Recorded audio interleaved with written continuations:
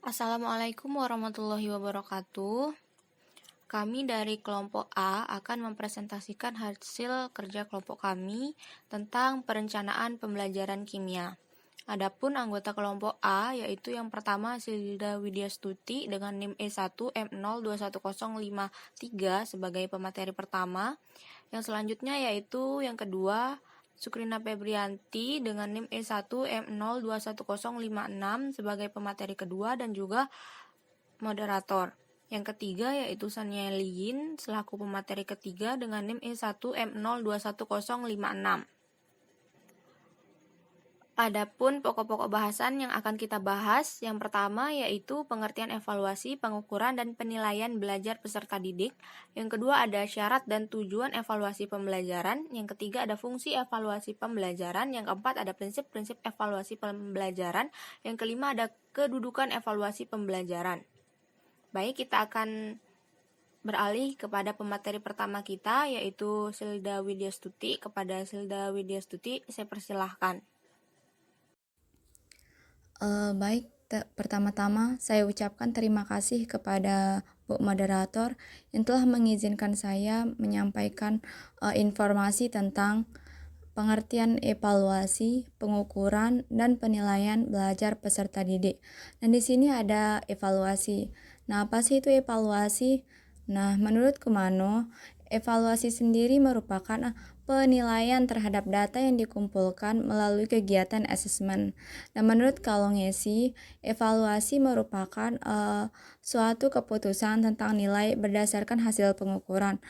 Nah, menurut Staff Labem, evaluasi sendiri merupakan the process of delineating, obtaining, and providing useful information for judging decision alternatives. Nah, yang artinya evaluasi merupakan proses menggambarkan, memperoleh, dan menyajikan informasi yang berguna untuk merumuskan suatu alternatif keputusan.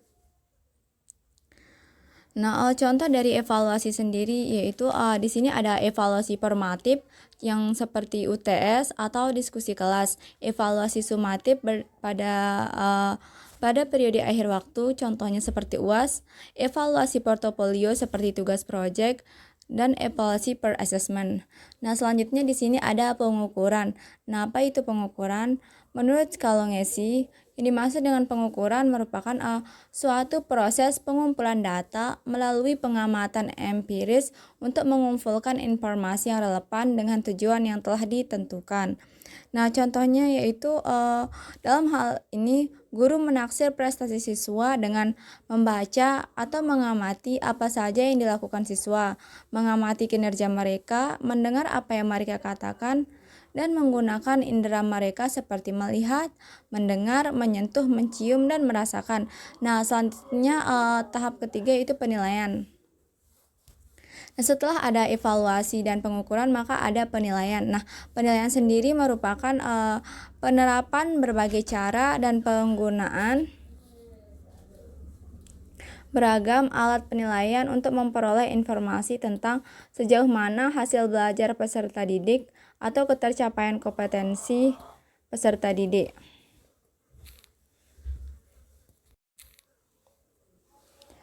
Baik, selanjutnya ada syarat dan tujuan evaluasi pembelajaran. Nah, yang pertama ada syarat evaluasi pembelajaran, yaitu syaratnya harus valid. Nah, valid di sini itu berlaku atau sah ya, sesuai dengan aturan atau fakta yang ada. Selanjutnya andal, yaitu terpercaya. Objektif, yaitu tidak dipengaruhi oleh perasaan atau pandangan pribadi. Selanjutnya seimbang, yaitu memiliki proporsi atau kesetimbangan yang tepat antara elemen-elemen yang berbeda. Selanjutnya dia itu membedakan, yaitu memisahkan atau mengidentifikasi perbedaan antara dua hal atau lebih. Selanjutnya itu ada norma, yaitu standar atau aturan perilaku yang diterima oleh masyarakat atau kelompok tertentu. Selanjutnya ada fair, yaitu adil atau bersikap sejajar tanpa memberikan perlakuan tidak adil kepada siapapun. Selanjutnya itu ada praktis. Nah, yang kedua ada tujuan pembelajaran. Nah, yaitu yang pertama ada mengambil keputusan tentang hasil belajar, yang kedua ada memahami siswa, dan yang ketiga tujuannya itu memperbaiki dan mengembangkan program pengajaran. Baik, sekian dari saya. Saya ucapkan terima kasih. Oke, baik. Terima kasih kepada pemateri pertama yang telah menyampaikan materinya dengan sangat baik. Selanjutnya kita akan beralih kepada pemateri kedua, yaitu saya sendiri, Sukrina Febrianti. D. Fungsi evaluasi pembelajaran. Yang pertama, memberikan landasan untuk menilai hasil usaha prestasi yang telah dicapai oleh peserta didiknya. B. Memberikan informasi yang sangat berguna guna mengetahui posisi masing-masing peserta didik di tengah-tengah kelompoknya. Yang ketiga, memberikan bahan yang penting untuk memilih dan kemudian menetapkan status peserta didik. Yang keempat, memberikan pedoman untuk mencari dan menemukan jalan keluar bagi peserta didik yang memang memerlukannya. Yang kelima, memberikan petunjuk tentang sudah sejauh mana program pengajaran yang telah ditentukan telah dapat dicapai. Sekian dari saya selaku pemateri kedua. Selanjutnya, saya akan mempersilahkan pemateri ketiga untuk menyampaikan materinya. Kepada Sania Lien, saya persilahkan.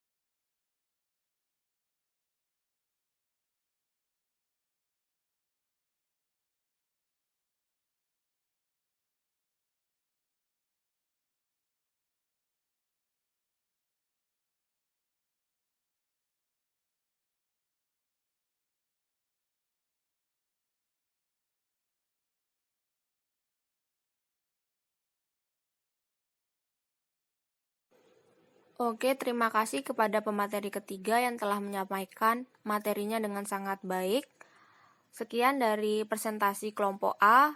Assalamualaikum warahmatullahi wabarakatuh. Terima kasih.